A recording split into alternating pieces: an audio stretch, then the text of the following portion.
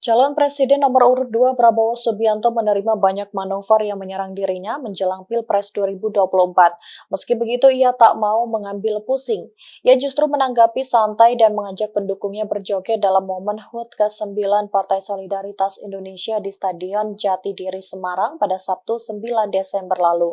Menteri Pertahanan itu mengatakan bahwa dirinya tidak hanya bermodalkan joget saat mencalonkan diri sebagai capres.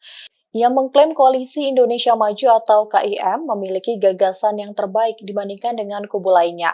Maka dari itu, ia mengajak pendukungnya menanggapi kritik dari lawan dengan cara yang unik, yaitu dengan berjoget ria. Sebelumnya, calon Presiden nomor urut 1 Anies Baswedan menolak saat diminta berjoget oleh moderator dalam kampanye bertajuk Desak Anies di Lampung pada Kamis 7 Desember lalu. Anies lebih memilih untuk beradu gagasan ketimbang berjoget di hadapan publik.